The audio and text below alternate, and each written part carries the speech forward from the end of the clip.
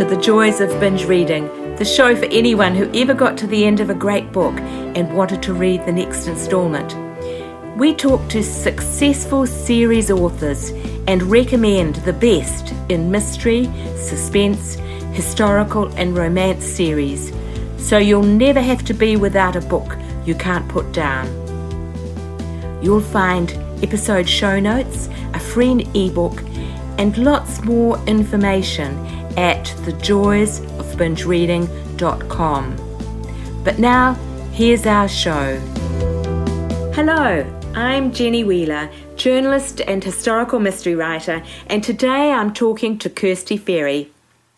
In Kirsty Ferry's spooky time slip series, smart, arty women are haunted by the charismatic art world of the Pre-Raphaelites through paintings, photographs or artefacts that cross time boundaries in tales that also blend two poignant love stories, one contemporary, one from the past. The Rossetti series is guaranteed to delight anyone who enjoys ghost stories, art and romance in evocative settings. There's a little bit of goth thrown in there too. And after reading it, you'll view the Pre-Raphaelites in a new light. You'll probably want to race out to the Tate Pre-Raphaelite exhibition tomorrow. But before we get to hear from Kirsty, just a reminder that the show notes for this binge reading episode are available at thejoysofbingereading.com/Kirsty F. That's where you'll find links to Kirsty's books and website, a free ebook, and information about how to subscribe to future episodes of this podcast if you decide you like what you hear. But now to Kirsty. Hi Jenny, thank you for asking me to be part of this. It's very exciting for me. First time I've done a Skype interview and the first time I've done a podcast, so thank you. That's really cool. I think it's going to be the coming thing. The three books in the Rossetti series take their name from one of the most famous of the Pre-Raphaelites, for those who aren't so familiar with that period, Dante Gabriel Rossetti, who was quite a character. And they all work around the idea of ghostly apparitions, females, unquiet spirits that walked the earth in our time because they didn't find satisfaction or there's some unfinished business from their own lives. So I'm wondering, was there a once upon a time as a young girl or a young woman where you were fascinated by ghost stories? Yes, I've always loved ghost stories, and probably the thing that started me off with this sort of slight obsession with them was picking up a copy of Wuthering Heights when I was about 12 or 13. And it's a wonderful book. There's so many layers to it that it would take me all night to sort of talk about that itself. But the crux of it is this obsession, this passionate love that Heathcliff has for Cathy.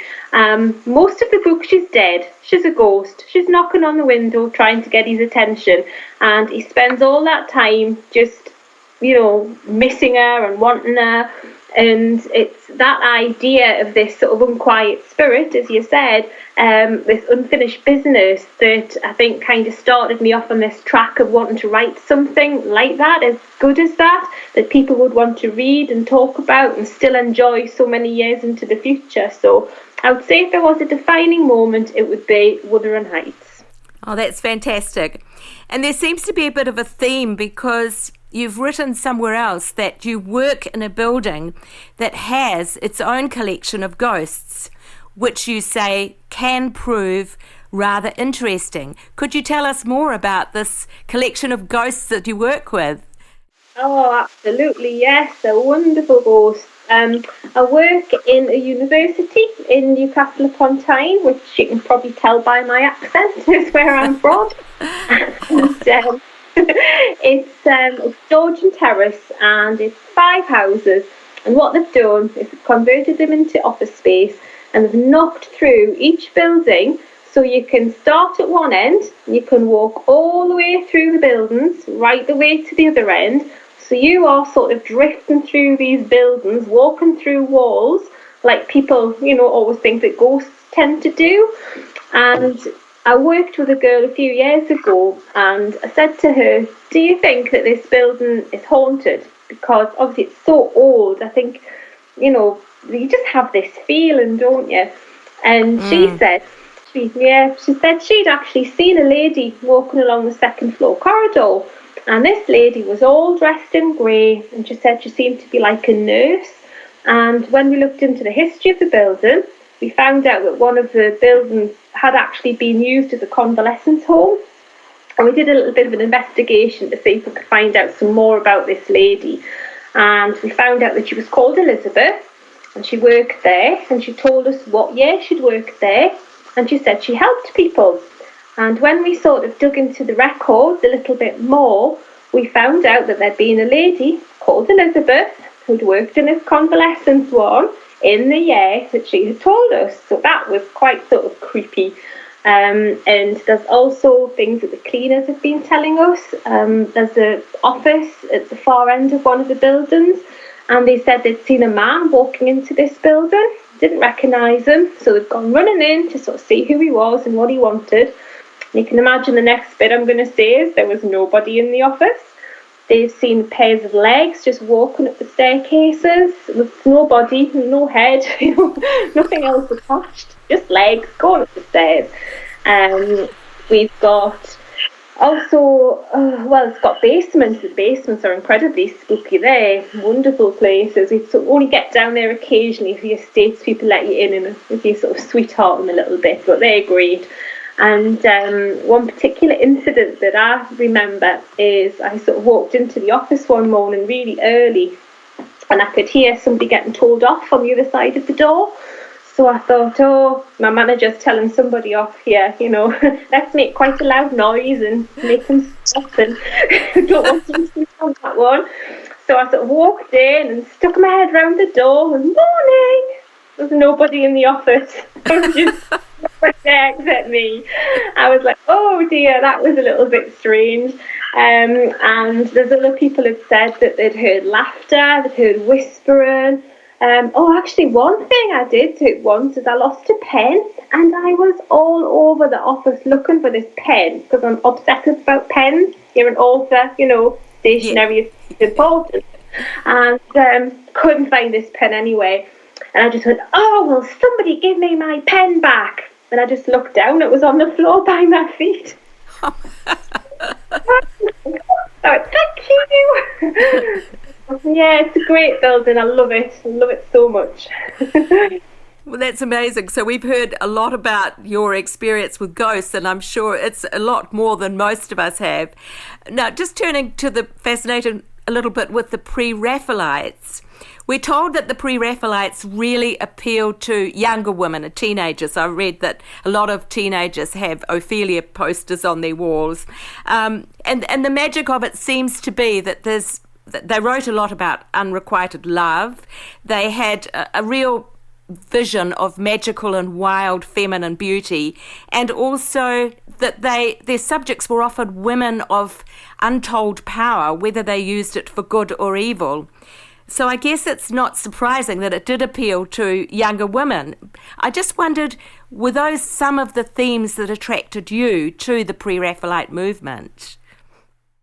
Yeah, it's sort of an aspirational thing, isn't it, for young women? It's these very beautiful ladies that have this fascinating story behind them that, somebody thought they were pretty enough to paint, and somebody has captured these people in a portrait that they've become so famous that everybody in the world sees them and they all know these people.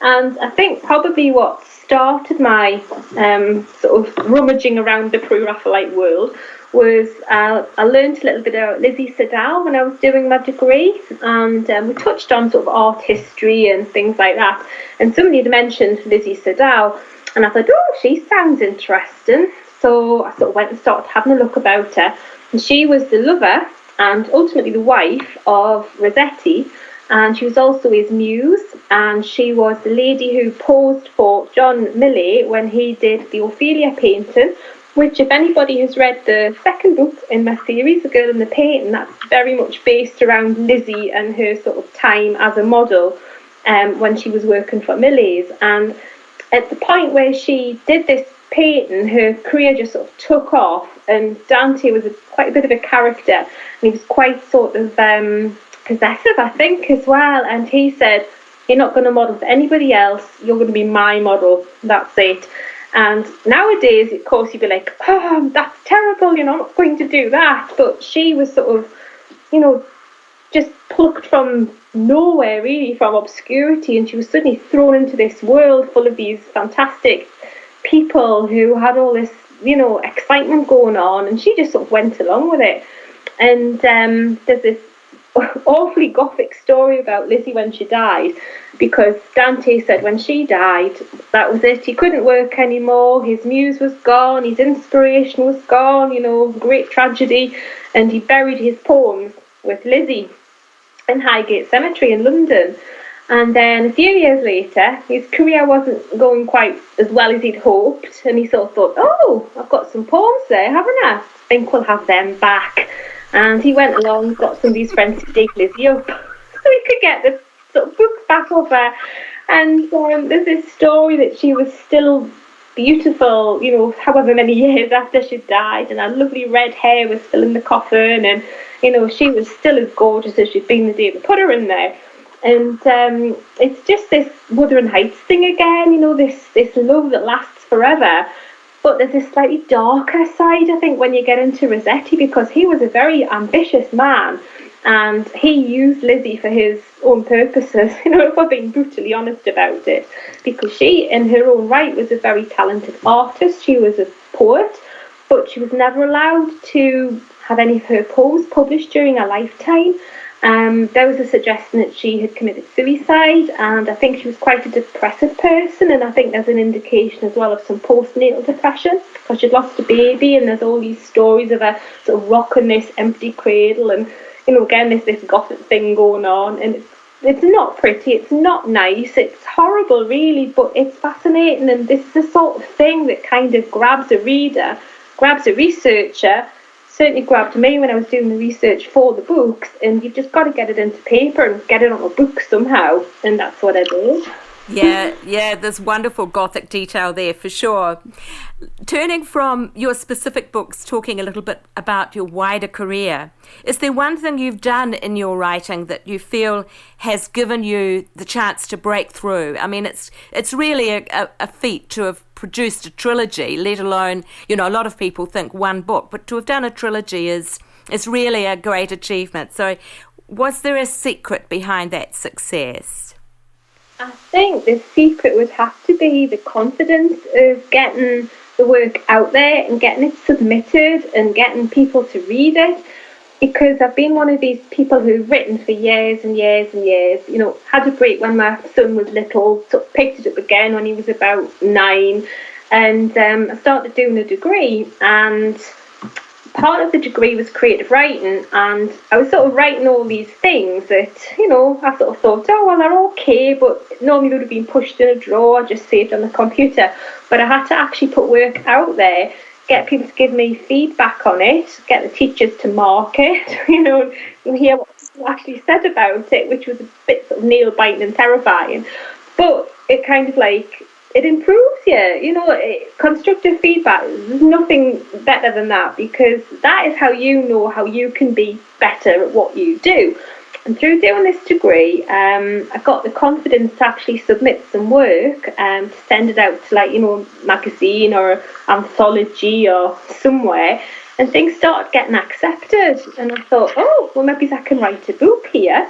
So I took one of the stories that I'd actually done for my course, and I expanded on it, and that actually became Some Veiled Fall, and I sent that off to chocolate publishers, crossed my fingers, and they took it on. So it was like, wow, I've done it, got something out there.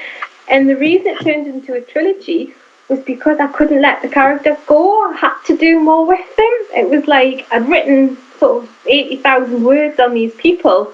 I wanted to know what happened to them. Everybody else might have wanted to do the same. So I just started writing the other books, and it all linked in so well with the Pre-Raphaelites, because the first book's very much sort of words. It's like this poem. There's a particular poem that Dante wrote about Lizzie, and that's kind of what Some Veiled Fall is based on. It's like soulmates and reincarnation and all this kind of thing. The second book is based sort of more on the painting side of the artists, The third book is based on the photography side. So as the Pre-Raphaelite movement evolved, so my books have evolved, if that makes sense. And it just worked really nicely having a trilogy. So that's probably why I did the 3, just because I had to get it out there. No, it does work very well. You're quite right. So does that mean we won't be seeing any more in the Rossetti series? Is that it, do you think, or is there still some other unfinished line there that you might follow up on? Well, never say never. I've got a Christmas book coming out this year, and that is linked into the first book of the trilogy. So if you're sort of interested in the historical characters in that book, people might want to go out and read the Christmas book. And the new trilogy that I'm working on at the minute is linked into the Rossetti books. There's a very minor character in the second book, and she works in a theatre. And the first book in the new series is this minor character's story, and she's very good friends with Corrie, who's the sort of heroine of the girl in the painting. So you find out a little bit more about Corrie and her husband, and they all work together, although they're not the Rossetti series. They kind of have a continuation of them. And there's another sort of little trilogy which is more contemporary, and that's linked into those books as well, sort of very vaguely, but one of them's got a shop next to the photographer's studio in Whitby, so you kind of get them popping in and saying hello. So there's nothing specifically Rossetti, but they are linked, so you do find little bits about the people.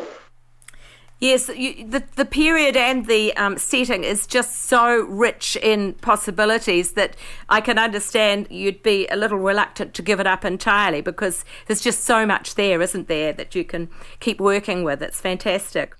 Oh, so much can be mined, yes. So are these new works that the new books that you're working on, are they also time travel and mystery genre works, or are they slightly different? Yeah, they are the time slip ones. The ones that I'm working on at the minute, I've sort of tentatively called them the Hartsford series, because I've invented this little village in Suffolk, and it's called Hartsford, and there's a stately home in Hartsford called Hartsford Hall. And if you think about it, you've got this building which is really old, and you've had all of these families and all these people living there. Like I say, it can be mined. You can find stories for them. So, as I say, the first book is Elodie, who works in the theatre in The Girl in the Painting, and she comes back to Hartsford where she's grown up, and she's very good friends with Alex, who has inherited the hall from his father, and it's her story. And she sort of, in The Girl in the Painting, you realise that she actually sees ghosts, so there are quite a lot of ghosts in the second one, and she has these little time slips where she goes back into the past of another character who lived at the hall, and she sort of follows her story. There's a bit of a mystery. Without giving too much away, there's a big storm. This tomb bursts open, and the tomb's empty. So it's like, where's the girl that was in this tomb? And that's what they've got to solve. What happened to this girl? Where is she? So I had to sort of do quite a lot of research on highwaymen and things for that. So that's set in the late 1700s, which is quite exciting to do a different period. And then the second book, which I'm working on the edits for, that is a girl who works in a folk museum. And there's this device where every time these clocks strike in a museum, she's sort of thrown back into the past. So you have her story. And then the other book in the trilogy is Cassie, who is Alex's sister. And she has her own little experiences. And again, it's a time slip, there's a historical thread that's based more around World War II. So yeah, it's still historical, but it's a lot more recent history.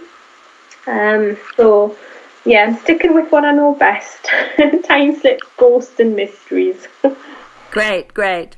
And I know those are very popular at the moment. Have you got your thoughts about why readers like those stories? I think it's because I like to engage with the past. They like to sort of think about old things like old houses and old objects, and people that have lived and make up stories themselves, and that's what I do. And I think to be able to peel back the layers of time and to sort of go back and look at these historical things, work out the mysteries, work out what happened, travel that journey with the characters, people enjoy it. It's a sort of kind of escapism. And if you can get them to engage with those people and travel that journey with them, I think that's quite a success, really. Yeah, and I think that people actually quite enjoy the thought of being able to do that in the real environment as well. You know, this idea of doing a literary magical mystery tour where you go to the places where the characters have these experiences and stand in those buildings. If you were going to do that for the Rossetti series, I mean, one obvious thing would be to go to Whitby on Goth Weekend, which sounds as if it would be great fun. But apart from that, are there any other places that you'd say people could recapture some of this feeling? Yeah, I'm nodding here. I'm going, yes, Whitby Goth Weekend. It was awesome. I went there to do a book signing and I got dressed up and the whole thing. It was great. That was the top of the list. So yes, I would say North Yorkshire, lovely part of the country. This is the area the books are set in. So there's a little town about a few miles away from Whitby, and it's called Staves. That had an artist's colony in sort of the early 1900s, which is where The Girl in the Photograph is based, and that's a beautiful little fishing village. So I would say, yes, get yourself off to there on your mystery tour, go and have a look at those houses, look at that beach. I would also say London, because that's got quite a big sort of chunk of The Girl in the Painting is set there. So I would say go to the Tate Gallery, go and see the Pre-Raphaelite paintings for yourself, go to the V&A Museum, go to the Portrait Gallery. I went down in February myself, and believe it or not, I've never been into the V&A. I'd never been wandering around the streets. I've been to London a couple of times, but I hadn't done those sort of things.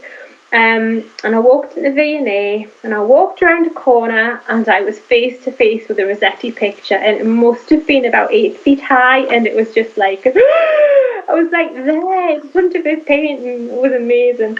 And I also found myself in Gower Street, where, again, if you read The Girl in the Painting, Corrie finds herself outside this particular house, and we went for a walk, and I was like, Gower Street's along there, let's just go and have a look. So I walked across, saw this plaque, ran across this road and just took a photo of it.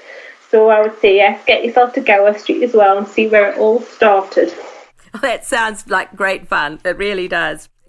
Now, Kirsty, turning to you as a reader, it sounds like you have been a very dedicated reader. When you were younger, when you were, in your youth, did you have anything that you particularly loved to binge read when you were young? And what about today? Oh, absolutely. The first binge reading I can remember is probably the Enid Blyton books, the Mallory Towers ones, where she was in a boarding school. And I can remember sitting there on a Saturday, finishing one book, picking up the next one and just starting it again. So it was just, I needed to know what happened to this girl in this school. And then I kind of moved on from her to Victoria Holt, read loads of her books. Mary Stewart, read tons of her books. I tend to read around themes as well. I binge read around the themes. So I've read quite a lot of Tudor things recently.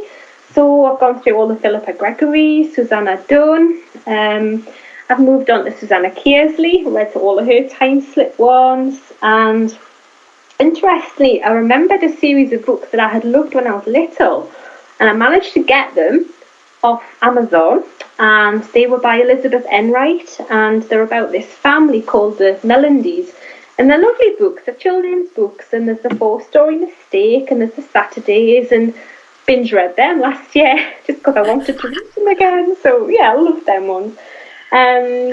And I've read some Mary Balogh books.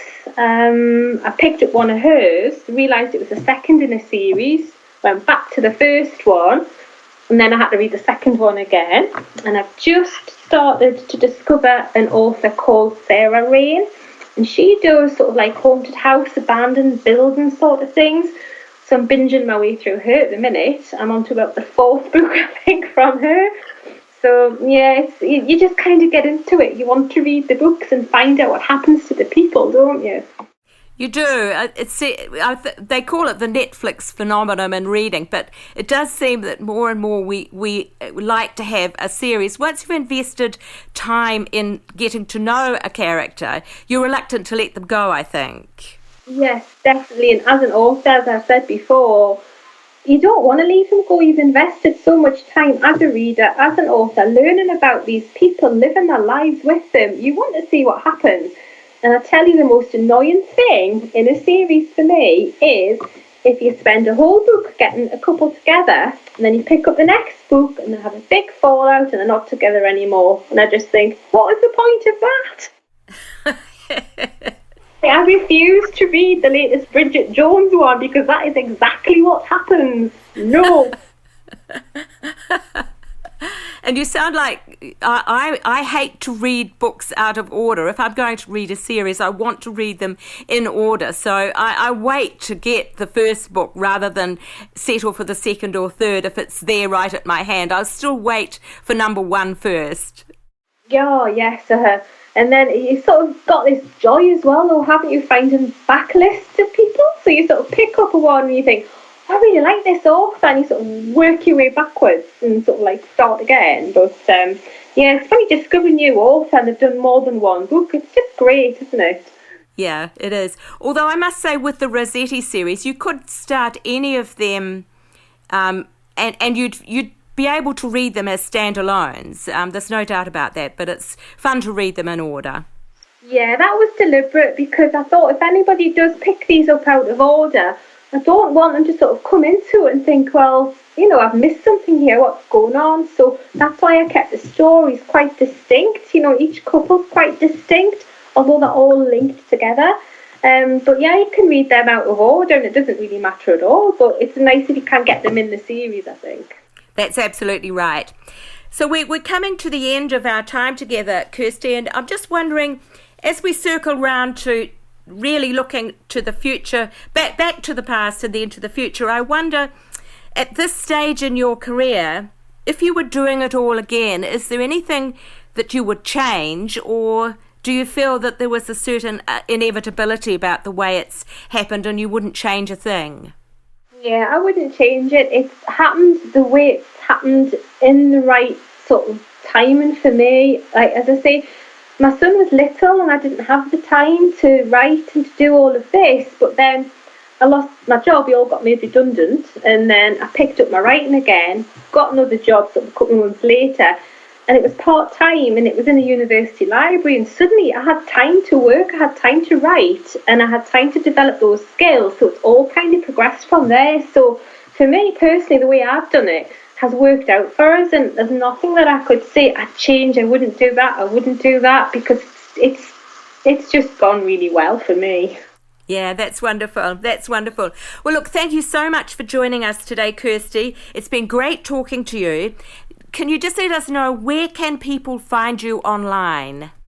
Yeah, certainly. I'm on Twitter, as most of the authors nowadays are, so that is at Kirsty_Ferry. I'm on Facebook. I have an author page on there. I have a blog that I'm not very good at keeping updated, but I do try, and that is called Rosestone Ramblings. And I have a website, which is www.rosestonepress.co.uk. There's a contact form on there if anybody wanted to contact me, and obviously you can get in touch with me through my publishers, which is Chocolate Publishing. So plenty of ways to talk to me if you needed to. Could you just spell out the name of that website? www.rosethorn, that's ROSETHORN. Yes. Press. So it's press, PRESS.co.uk. That's wonderful. We'll have all of these details in the show notes as well, so that people can find them easily in one place. That'll be at thejoysofbingereading.com/KirstyF. So thanks so much, Kirsty. I look forward to seeing that book of Christmas, the Christmas book. Thank you, Jenny. Thank you for having me. It's been great to talk to you. So, yeah, Christmas book's coming up. It's called A Little Bit of Christmas Magic. Will it be an ebook as well as print? Yeah, it'll be an ebook. I don't think it'll go into paperback. It might if I'm very, very lucky, but it'll certainly start out as an ebook because it's just a novella. It's just about half the size of a normal novel, but it's nice and it's Christmassy, so it's maybe what people want to read at that time of year. Lovely. Thanks so much. We'll keep in touch. Bye. Bye. Thanks for listening to the Joys of Binge Reading podcast. You can find all the details and links for any episode at the website thejoysofbingereading.com. We'd love to hear your comments, suggestions you have for who you'd like us to interview next, and if you enjoyed the show, we'd love you to subscribe on iTunes or similar provider. That way you won't miss out on future guests. Thanks for joining us today and happy reading.